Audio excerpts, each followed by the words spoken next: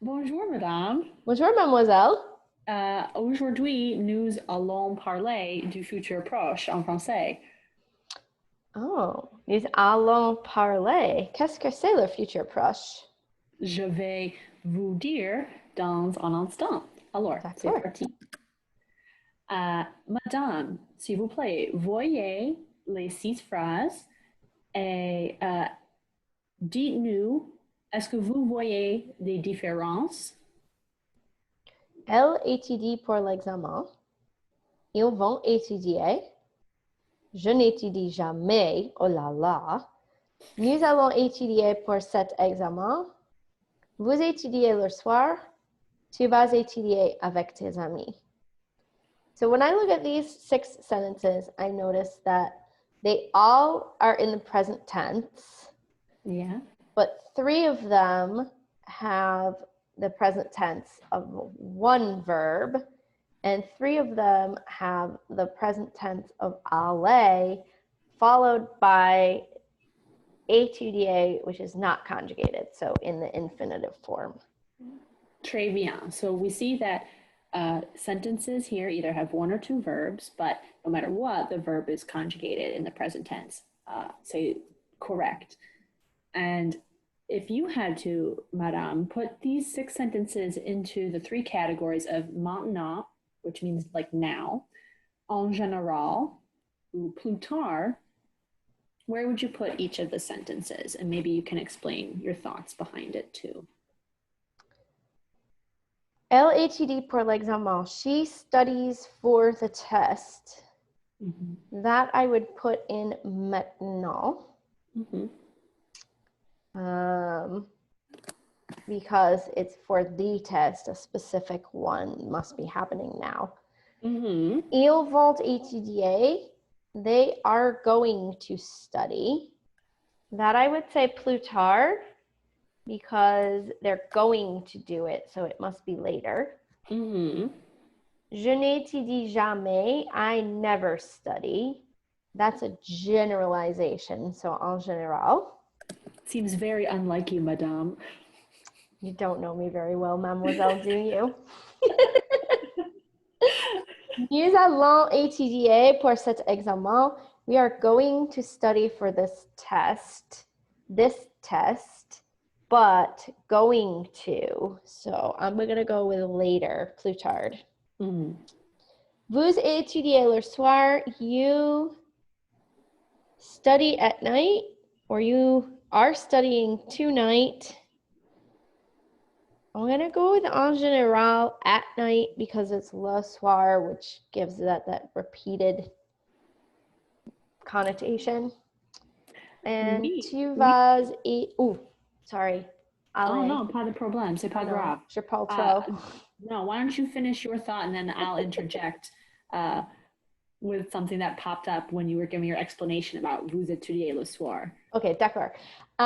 Tu vas étudier avec tes amis. You're going to study with your friends. Ça, c'est later on, plus tard. Excellent.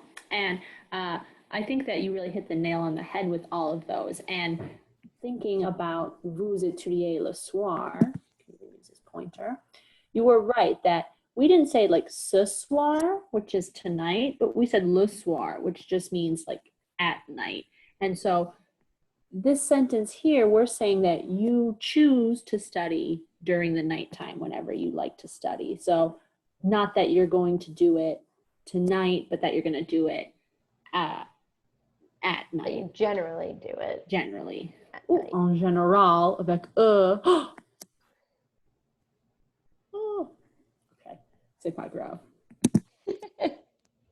Okay, so these 3 sentences here, which were, she studies for the exam, I never study, and you study at night. These ones are all sentences that only used one verb. They're only using the verb étudier. There's not a second verb to help them. And it's just the regular present tense. And these 3 sentences were either describing something that is currently happening or something that just generally happens. So, I never study, That's general. She studies for the exam, or she is studying for the exam. You could say that's something that we would say is happening right now. Mm-hmm. That makes sense? Yep. Okay, très bien. Whereas these three sentences, ils vont étudier, nous allons étudier pour cet examen, or tu vas étudier avec tes amis, we see that we have a second verb. This verb is still conjugated in the present tense, but it's the verb to go, aller, that's conjugated to help act like these sentences are in the future in order to help us talk about something that is going to happen later, that hasn't happened yet and is not happening. So, ils vont étudier, they are going to study.